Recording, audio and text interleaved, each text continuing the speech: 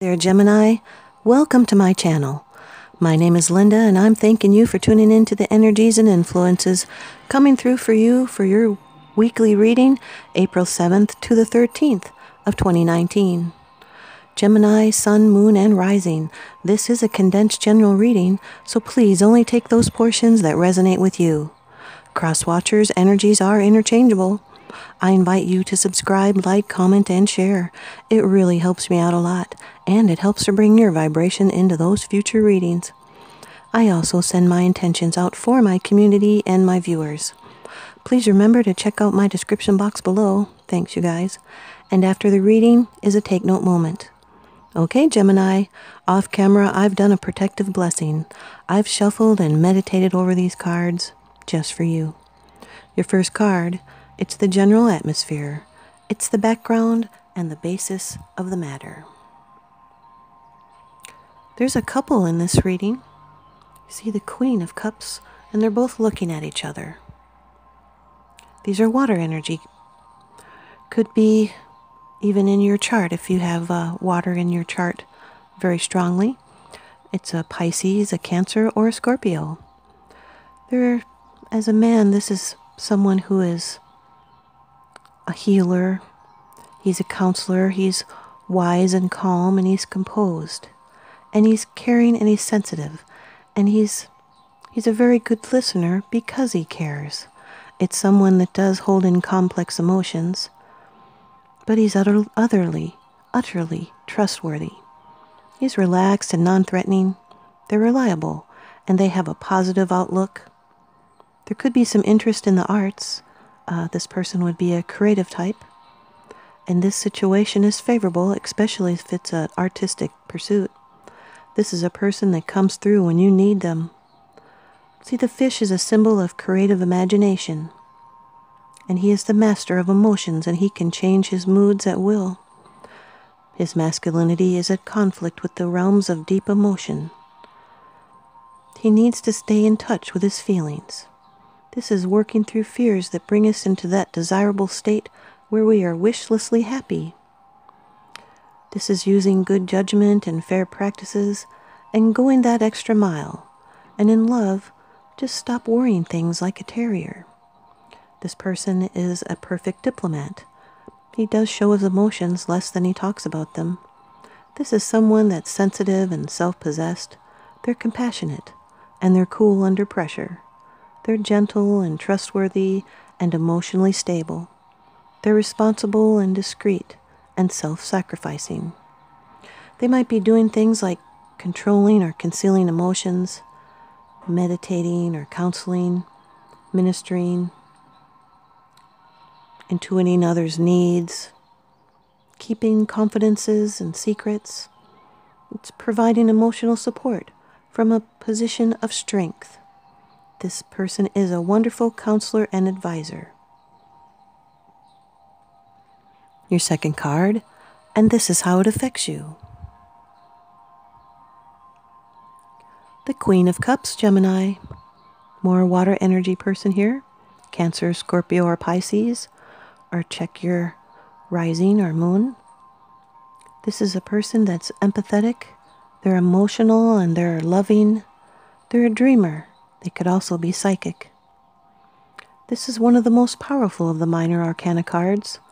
Ultimately, her power and accomplishments are rooted in love. This is a romantic woman with intuition. They're a good wife and a mother. This person is more integrated into society than the king. She sits firmly on the land, a symbol of her connection with the real world and of other people around. At the same time, water flows into her dress, denoting she does not repress her emotions.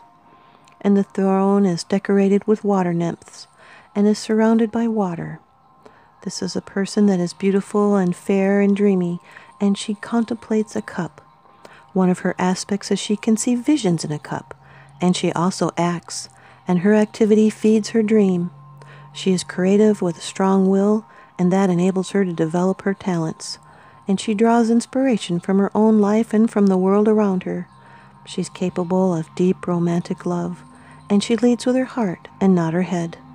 This is a woman who puts into practice what her visions decree. She's a good wife and mother. honest, devoted, and loyal. There's success and happiness and pleasure indicated here. Your third card, and this is how it affects you. Wow, Gemini, this is beautiful. The Ten of Cups, more water energy here. This is shared love, and it's a happy family life and contentment. This is lasting happiness because it's inspired from above. It's perfect human love, true love, better than you expected. And you're going to be embarking on something that makes life worth living. A happy home and shared love and blessings and peace and family. A very grateful and joyous family. And you have enough happiness to share with those around you. These are emotional connections in home life that are blessed. So take time to be grateful for all the love and happiness you have in your life, and focus on what you do have, not on what you have not yet received. You see, the rainbow is symbolic of the connectedness with God, with creation, and of the fulfillment of great wishes, the fulfillment of lifelong dreams. This is high days and holidays, could be a wedding, but it is a rainbow of promise, and the ultimate in happiness. A lot of love is available both to give and receive. If you had a string of bad luck or anxiety about something, it's over, and with good results. This is where the saying comes from, home is where the heart is, happily ever after, and as good as it gets. This is perfect bliss. Divine love and blessings are work in your life. This is homecoming. Your fourth card, it's the position of the future. It's the outcome, the results, and the advice. Number 18 of the Major Arcana in the Rider-Waite deck, the Moon. This could be a Pisces. But the Moon has to do with dreams and intuition, and it deals in the realm of imagination. There can be deception and unforeseen perils, feeling some insecurity here. This is intuition and imagination, an unfoldment of latent psychic powers. This has to do with sleep and dreams and secret foes. You're exploring the inner unknown. There's fantasies and dreams here, and the moon's reflected light has always aroused strange passions. The moon brings out the animal and primeval side in us. These are very deep fears we can never name, for they come from within ourselves, and such fears never entirely surface, but they will always sink back again. If we accept this strange side of us, the moon will calm as well as arouse. These are fears and anxieties, but also fantasies, and even psychic talent. These are feelings and responses to these feelings. You might be facing some emotional tests or be moody, so go with the flow. There's changeability here. It's being creative and using your imagination and being empathetic and emotional. You might be artistic and easily influenced or moody. You could be experiencing fluctuations and delving into emotions or sensing or exploring other dimensions, dreaming, fantasizing, and facing emotional tests. Maybe behaving erratically or discovering that not everything is as it seems. This is the end of a major cycle, but things are still changing. There are mutable or dreamy qualities in relationships. It's romance and communion of souls. Your fifth card, it's the bottom of the deck card. The underlying issue. This is what's unseen. The Page of Swords, Gemini. This is air energy. This could be an Aquarius, or you, Gemini, or a Libra. It doesn't have to be, though. It could be a message that alerts you to the truth. This card represents vigilance and news and investigation. There could be some nervousness and anxiety, maybe some spying. There's some need to analyze and use strategy to confront someone. Maybe someone is behaving in a risky manner. It could be the overconfidence or ignorance of youth, which can cause strife.